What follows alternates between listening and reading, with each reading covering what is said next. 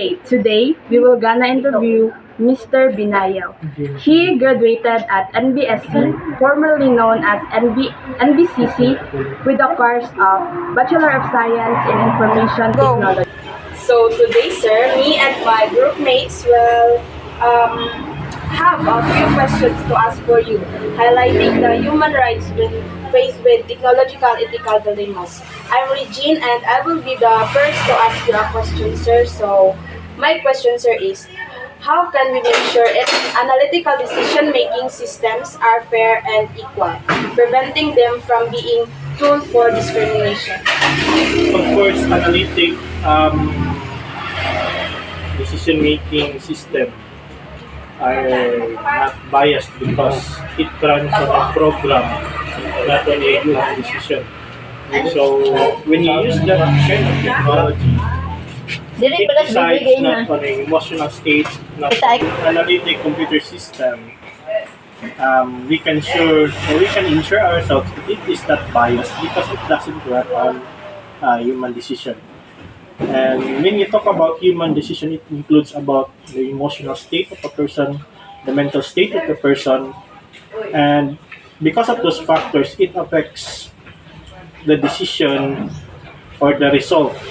But when we use about the analytic computing system, of course, it runs on a program and it answers or decides based on what is logical, not on emotional or any factor that affects a decision. Our second question is, how can we decide the good things about new technologies against the risk of unforeseen consequences? Okay, so first of all, we develop technologies of a good purpose. Our intention first, mostly is for good purpose, but we must weigh down its potential impact on um, the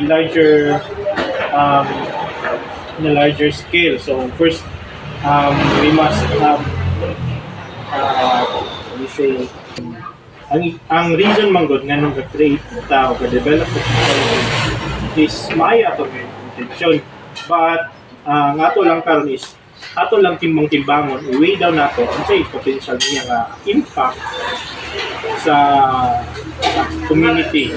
And we must also consider kung ano iyang worst possible result when we decide to develop, pursue that kind of technology.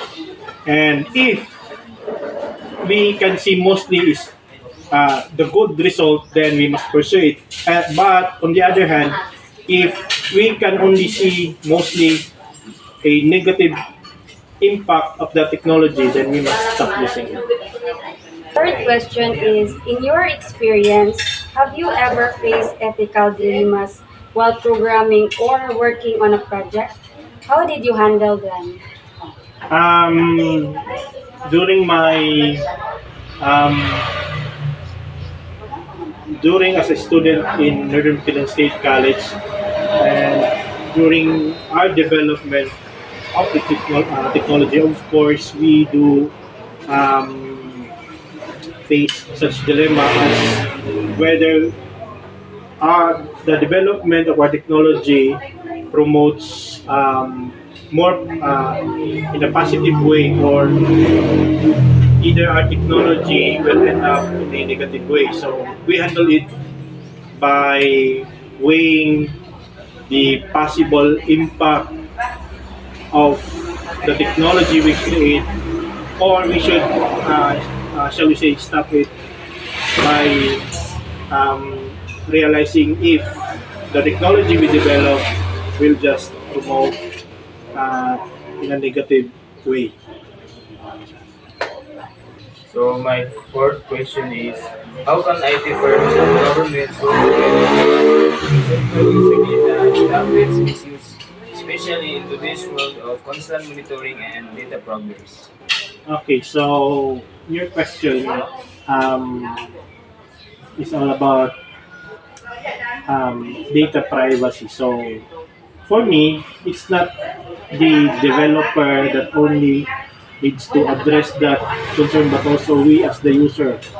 So for me, in order to regulate or to protect the data privacy of each person, we must also um, create strong password.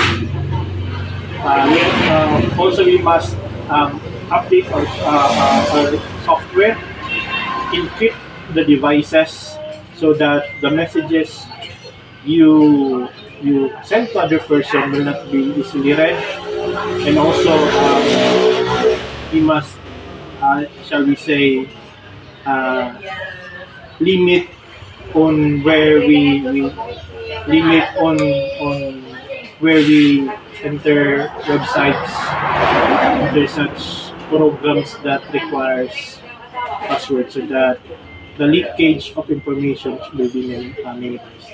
Is, with its possible effects on our privacy, how can we morally control the use of facial recognition technology?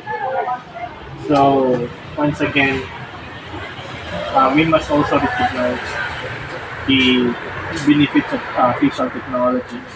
So facial technology is much easier and faster than typing all the passwords, and also we must recognize its positive impact in our everyday life. But also facial technology, we must also regulate it by limiting its usage by not having it on all the devices we have. So for me, um, facial technology is good, but also we must regulate it for the sake of our privacy.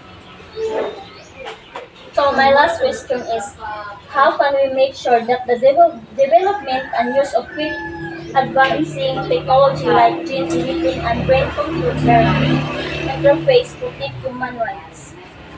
So I think that's a hard question and an interesting one because brain computing interface usually directs your brain to communicate directly to computer. So it is a more advanced technology than using the gadget. So brain computing interface doesn't necessarily using device. So it is directly by your brain communicating directly to the computer. So also, you're literally talking to the computer. So for me,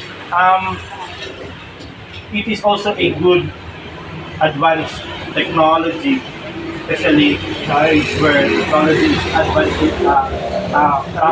rapidly advancing. But also, we must recognize its potential impact by limiting its usage and installing policy and defining its usage uh, in the community. So that's for today. Thank you, sir, for sharing your ideas about technological ethical dilemmas, and we do really appreciate your presence in this episode.